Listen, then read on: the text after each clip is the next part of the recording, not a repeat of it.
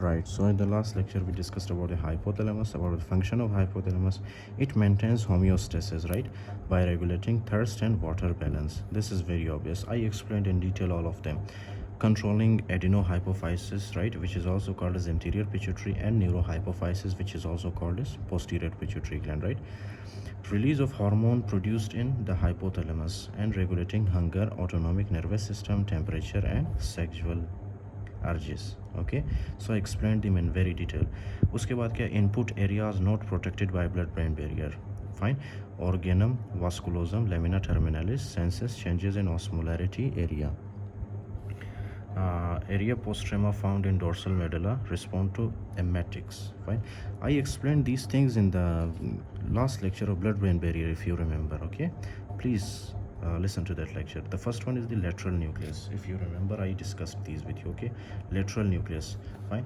मैंने आपको बताया था कि ये हमारे पास है कौन सा वाला, dorsomedial nucleus, which is connected with the lateral nucleus of the hypothalamus, and ये क्या करता है, hunger and angry behavior को ये कंट्रोल करता है. See, this is related with the hunger, stimulated by ghrelin, inhibited by leptin. Fine.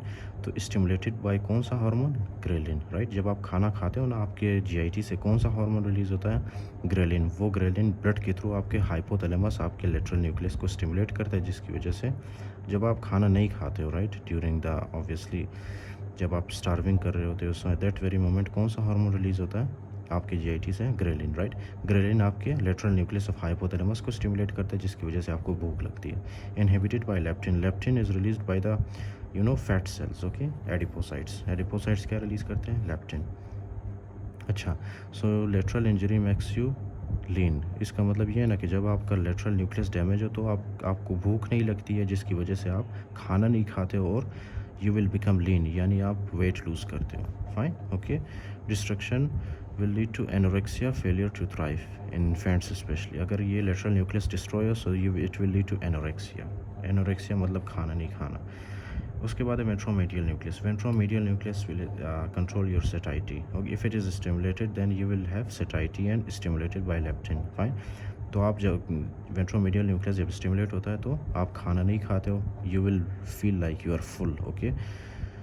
Ventromedial injury max you very massive. अगर ventromedial nucleus अब आपका डैमेज हो, राइट, तो आपको पता ही नहीं चलेगा आपने कितना खाना खाया है. फाइन. और आप खाना खाते जाते हो, राइट. एंड ज़्यादा खाना खाने की वजह से क्या होगा, you will become massive. Okay, आप वेट गेन करोगे. Fine. So destruction example in craniopharyngioma which will lead to hyperphagia. अगर एक बीमारी है, right, there is a disease which is called as craniopharyngioma. If there is craniopharyngioma, then that will lead to the hyperphagia. Fine. Anterior nucleus मैंने आपको बताया था, ये क्या करता है, A for anterior, A for cooling और ए सी, राइट.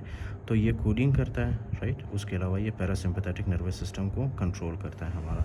पोस्टीरियर न्यूक्लियस क्या है, पोस्टीरियर न्यूक्लियस जो है हीटिंग में हेल्प करता है और सिंपैथेटिक नर्वस सिस्टम को ये स्टिमुलेट करता है. Fine.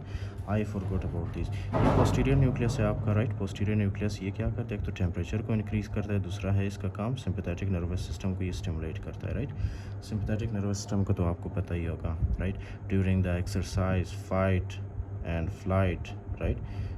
During the exercise, okay, ये जितने भी कंडीशंस हैं इसमें कौन सा नर्वस सिस्टम एक्टिवेट होता है, sympathetic nervous system, right, which will cause massive vasoconstriction in your body. अच्छा, तो ये सिंपैथेटिक नर्वस सिस्टम है, आपका हार्ट रेट बढ़ाता है. ओके. उसके अलावा जो है आप स्वेटिंग ज़्यादा होती है. तो these are the function of the sympathetic nervous system. तो क्या है कि पोस्टीरियर न्यूक्लियस क्या करता है, एक तो हीटिंग को ये स्टिमुलेट करता है, उसके अलावा सिंपैथेटिक नर्वस सिस्टम को. So heating control by posterior nucleus. ये जितनी भी चीज़ें हैं ना, they are the mnemonics actually. Okay, not mnemonics but they are the things, sentences, okay, which will help you memorise the function of this nucleus और nuclei. Okay. उसके बाद है सुप्राकियास्मेटिक न्यूक्लियस. सी, इनमें से ऑलरेडी एमसीक्यूज आ चुके हैं, okay, in the previous exams. So suprachiasmatic nucleus क्या है, suprachiasmatic nucleus will control your circadian rhythm. Okay, fine. Circadian rhythm. Did I explain this or not, suprachiasmatic nucleus? So I didn't explain. So here also we have a nucleus, okay, which is called as suprachiasmatic nucleus. Fine. ये क्या करता है, एक biological clock होता है हमारे body के अंदर. Fine. Biological clock, okay 6, this is 9 o'clock. तो ये क्या करता है, this is actually attached with our eyes. Okay, for example these are your eyes. यहाँ से आपके आइस के थ्रू इंफॉर्मेशन आता है आप सबसे पहले आपके सुप्रा कियाज्मेटिक न्यूक्लियस में. ओके, सुप्रा कियाज्मेटिक न्यूक्लियस में. फाइन, सुप्रा कियाज्मेटिक न्यूक्लियस में. फिर यही suprachiasmatic nucleus is attached with your pineal gland. Do you know you have pineal gland also, इस तरह से, राइट. अब ये pineal gland क्या रिलीज़ करता है, it is present behind the wall of the third ventricle. Okay, तो ये pineal gland क्या करता है, pineal gland, the name of this gland is pineal gland. Okay, this pineal gland will release serotonin. Okay, this will release serotonin. Fine, it will also release melatonin. Okay, melatonin. अब ये melatonin क्या है कि जब रात होती है ना, तो क्या होता है कि आपकी आंखें जो है ना डार्कनेस को फील करता है, राइट, डार्कनेस को फील करता है. इसी डार्कनेस, ये डार्कनेस वाला इन्फॉर्मेशन क्या होता है कि आपके सुप्रा कियाज्मेटिक न्यूक्लियस में जाता है. फिर सुप्रा कियाज्मेटिक न्यूक्लियस क्या करता है, ये आगे जाके पीनियल ग्लैंड को स्टिमुलेट करता है. पीनियल ग्लैंड रिलीज़ करता है मेलाटोनिन. मेलाटोनिन क्या है, मेलाटोनिन है हमारे पास स्लीप हार्मोन. ओके, मेलाटोनिन है स्लीप हार्मोन. सो मेलाटोनिन आपको क्या करता है, आपको मतलब स्लीपी फील करवाता है, जिसकी वजह से आप सो जाते हो, right. And this melatonin is at the peak at during the 10 PM. जल्दी जल्दी इसलिए करवा रहा हूँ क्योंकि मेरा जो आईफोन है ना, उसमें स्टोरेज बहुत कम है, right. It can not store videos. Okay, so that is why I am doing it in very quickly.